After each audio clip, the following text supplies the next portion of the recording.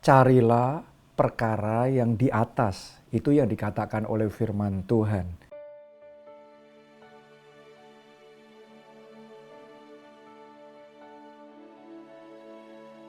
Kita langsung saja baca di dalam Kolose 3 ayat 1 sampai ayat yang kedua. Karena itu, kalau kamu dibangkitkan bersama dengan Kristus, carilah perkara yang di atas. Oke, coba Anda lihat ini. Cari perkara yang di mana? Di atas. Di mana itu yang di atas? Di mana Kristus ada. Nanti saya jelaskan lebih lagi di situ. Duduk di sebelah kanan Allah. Pikirkanlah perkara yang di atas, bukan yang di bumi. Nah, jadi sama-sama kalau kita bermain sesuatu, main di level atas. Jangan di level yang di bawah. Main dari posisi yang kuat, bukan dalam posisi yang lemah. Anda harus ada di atas. Carilah perkara di atas, kata firman Tuhan, di mana Kristus ada, di sebelah kanan Allah. Nah, Anda harus tahu Allah itu adalah roh. Jadi cari perkara di atas juga kejarlah perkara-perkara roh. Bukan perkara-perkara lahiriah, perkara-perkara jasmani. Lebih dari semuanya, kejarlah perkara yang di atas. Ya, di mana Kristus ada. Berarti kalau kita hidup, kita harus hidup di dalam dimensi Kristus. Miliki pikiran Kristus. Alkitab bicara tentang the mind of Christ. Pikiran Kristus. Nah, pikiran Kristus levelnya di atas. Beda dengan pikiran manusia di bawah. Ya, karena rancangan Kristus di atas, rancangan manusia di bawah. Jalan Kristus itu di atas, ya. Adanya di atas. Beda dengan jalan manusia di bawah, jauh sekali. Jalan Tuhan sama jalan kita, levelnya, wisdomnya, hikmatnya, standarnya, itu beda sekali. Karena itu kalau Anda mau naik level, Anda mau maju dalam kehidupan saudara, Alkitab ngomong, carilah, kejarlah, pikirkanlah perkara-perkara yang di atas. Miliki pikiran Kristus. Pikiran firman Tuhan itu beda sama pikiran manusia, falsafah manusia, logika manusia, very limited sekali. Tapi kalau Anda ngerti firman Tuhan itu unlimited, tidak terbatas, ya melampaui batasan-batasan manusia. Karena apa? Karena itu adalah pikiran Allah. Itu adalah firman Allah. Jadi kalau Anda mainnya, ngejarnya, fokusnya perkara di atas, pasti nanti Anda naik. Kalau Anda ngejarnya yang di bawah, nanti lama-kelamaan turun. Karena itu kalau kita mau naik level di dalam kehidupan rohani kita, di dalam iman kita, di dalam perjuangan kita, firman Tuhan menasihatkan, kejarlah perkara-perkara yang di atas, di mana Kristus ada. Dimensi kehidupan Kristus itu harus menjadi dimensi kehidupan kita. Alkitab yang mencatat bahwa Yesus berkata, makananku ialah melakukan kehendak Ia yang mengutus aku. Jadi kalau Yesus bicara tentang food, bicara tentang makanan, bicara tentang kuliner, itu bicaranya obedience, bicaranya ketaatan.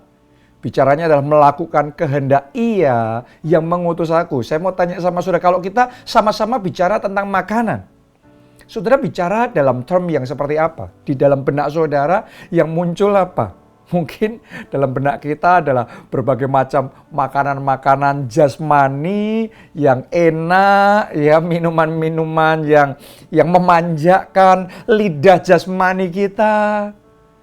Kenapa? Karena banyak orang pikirannya belum pikiran Kristus, pikirannya hanya pikiran jasmani. Jadi kalau bicara makanan langsung yang muncul di benak kita makanan jasmani. Ya, beda dengan pikiran Kristus. Dia mainnya di level atas. Jadi kalau dia berpikir, dia fokus, dia bicara tentang makanan pun, dia makanannya adalah melakukan kehendak Ia, kehendak Bapa yang mengutus dia. Jadi ini beda level. Karena itu saya ajak saudara hari ini naik level. Ya, biarlah Yesus, biarlah Kristus makin hari makin bertambah dalam hidup kita. Dan kita makin berkurang sampai Kristus hidup di dalam kita. That is the true Christianity, itu kekristenan yang sejati. Ya, Alkitab juga mencatat bahwa anak manusia datang untuk mencari dan menyelamatkan yang terhilang. Ini misinya. Misinya it's not ambisi manusia, visinya bukan sekedar perkara-perkara lahiriah, jasmani, tapi visinya adalah untuk salvation.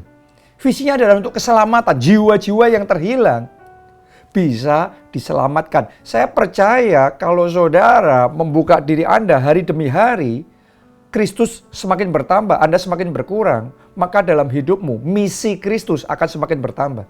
Tadinya mungkin Anda nggak punya pikiran, nggak punya kerinduan, nggak punya waktu untuk mencari dan menyelamatkan yang terhilang. Kenapa? Karena itu bukan misi kita. Hidup kita, hati kita, pikiran kita dipenuhi dengan pikiran kita sendiri. Tapi kalau pikiranmu dipenuhi dengan pikiran Kristus, hatimu menjadi hati Kristus, maka misinya jadi misi saudara.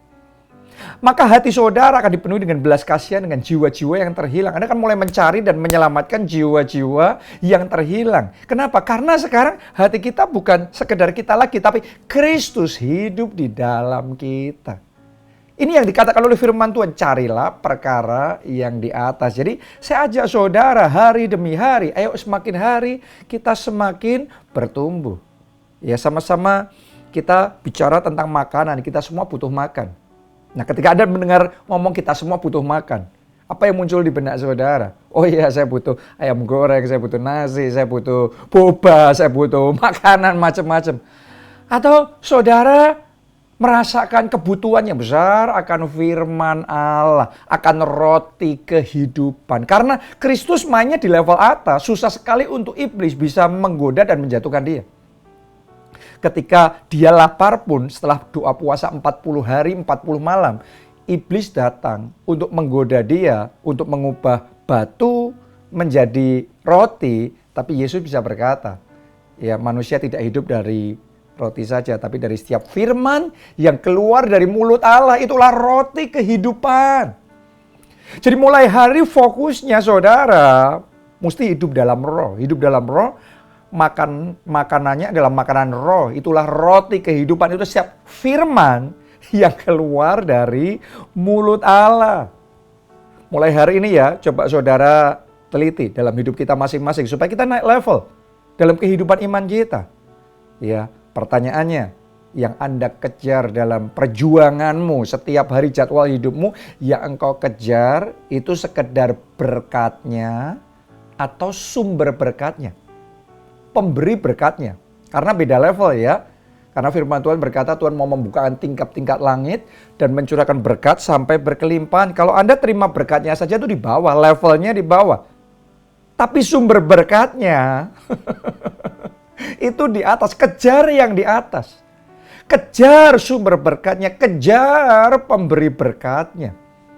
Ya, jangan sekedar berkatnya karena Anda dapatnya hanya terbatas sekali, kecil sekali kalau cuma berkatnya. Tapi kalau saudara dapat Tuhan, Alkitab ngomong, carilah dahulu kerajaan Allah dan kebenarannya, maka semuanya ditambahkan kepadamu. Oke, jadi hari ini saya ingin ajak saudara untuk teliti ulang dalam kehidupan kita sehari-hari. Yang mana yang lebih kita prioritaskan?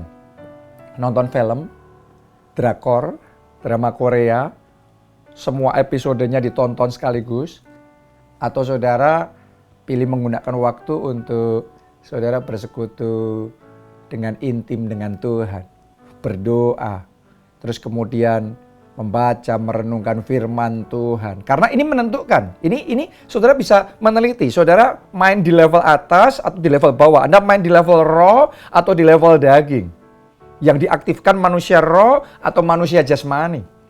Itu akan kelihatan sekali fokusnya di dalam kehidupan kita. Ya, nanti makin hari saya berdoa iman saudara makin bertumbuh, Anda semakin hidup dalam frekuensi rohnya, dimensi rohnya makin kuat. Sehingga saudara benar-benar hidup dalam roh. Ya, saudara ngalami Tuhan secara pribadi dalam kehidupan saudara. Alkitab mau cari dulu kerajaan Allah dan kebenarannya, maka semuanya ditambahkan kepadamu. Jadi carinya kerajaan Allah, carinya Allah dulu, sumbernya terlebih dahulu. Ya, coba kita teliti diri kita masing-masing. Bicara tentang blessing, bicara tentang berkat. Yang Anda kejar selama ini hanya sekedar cari berkat yang lebih banyak, atau saudara ngejar mau jadi berkat lebih besar. Karena itu menentukan keputusannya Tuhan dalam hidup kita. Banyak orang Kristen hanya mau untuk diberkati lebih. Makanya terbatas yang Anda akan alami. Tapi kalau saudara ngomong sama Tuhan, Tuhan, aku mau Tuhan pakai untuk jadi berkat lebih besar lagi. Nah, yang kayak gitu bisa dipakai jadi alatnya Tuhan. Karena kalau saudara hanya cuma tertarik sama berkatnya untuk dirimu lebih saja, ya Tuhan sih tertarik sama saudara. Dan Tuhan akan memberkati saudara, tapi limited, terbatas. Ya, Anda tetap anak-anaknya dan Tuhan tetap sayang sama saudara, mengasihi saudara. Dia akan memberkati saudara, tapi terbatas. Tapi kalau saudara carinya menyenangkan hati Tuhan dulu, jadi berkat terlebih dahulu, mengenapi rencana Tuhan terlebih dahulu, itu kerinduan yang ada di hati saudara. Tuhan ngerti bahwa kalau dia mencurahkan berkatnya bukan hanya buat saudara, dia bisa pakai Anda jadi berkat lebih besar. Karena itu dia akan percaya akan blessing yang lebih besar. Jadi cari perkenanan Tuhan dulu. Ya, jangan cari blessingnya dulu. Carinya perkenanan dulu. Semua blessing itu pun juga dari Tuhan dan kita patut syukuri. Jangan kita anggap negatif berkat itu. Tapi saya mau ngomong sama saudara, jangan saudara salah prioritas. Jangan Anda terbalik sehingga akhirnya blessing lebih daripada sumbernya, daripada Tuhannya, daripada pemberi berkatnya. No. Hari ini saya ingin ajak saudara untuk kejar perkenanan Tuhan terlebih dahulu di dalam kehidupan saudara. Ya, jadi saya ingin ajak saudara, kalau saudara melayani Tuhan dalam pelayanan ya, entah saudara ketua kelompok sel, saudara guru sekolah minggu, saudara usher, saudara singer, saudara pemain musik, saudara pengkhotbah, staf gembala, siapapun saudara di dalam pelayanan.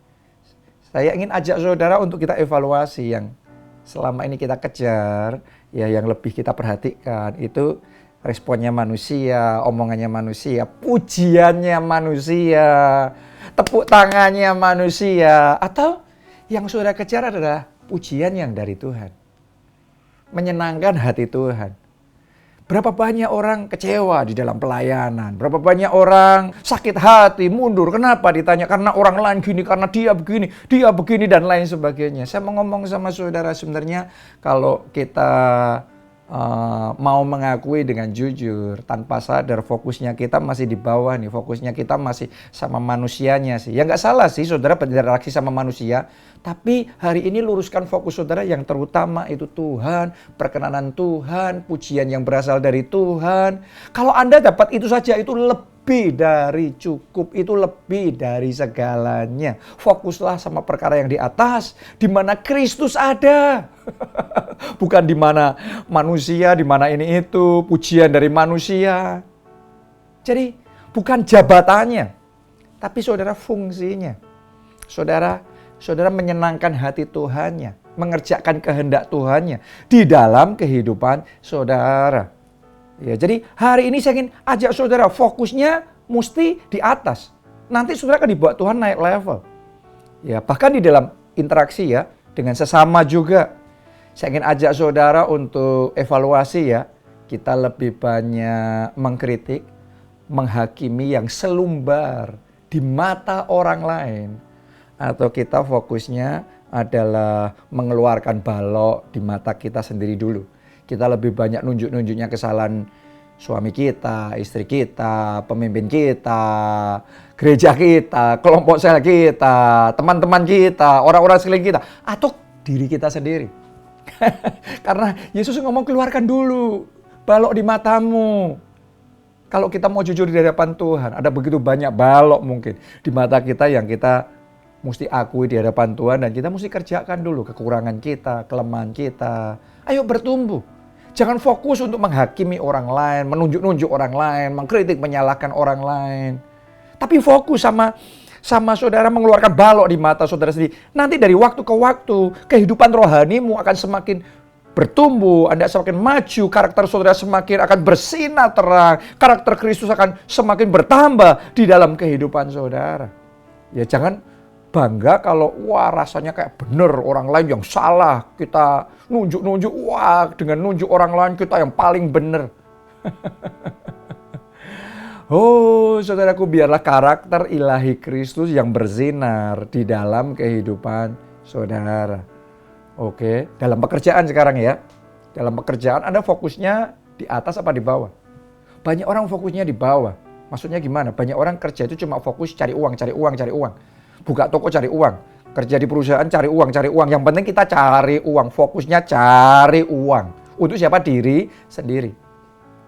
Saya mau ngomong sama saudara, orang yang kerja atau berbisnis, fokusnya cari uang, ya bisa dapat uang, tapi limited, terbatas. Beda sama kalau saudara kerja, saudara fokusnya di atas mainnya untuk mencapai level mastery.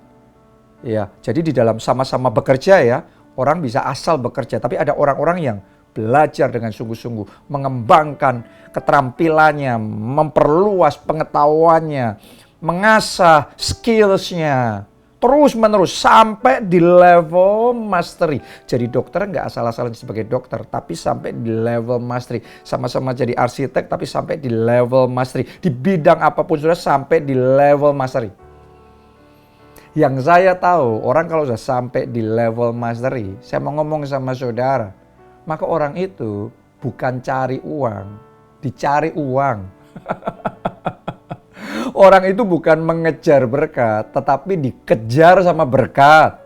Kenapa? Karena fokusnya benar, bukan cuma cari uang, tapi fokusnya di mastery, mencapai level mastery, kepenguasaannya di level mastery, skillful di dalam pekerjaannya, maka berkat itu akan datang sendiri dalam hidupnya.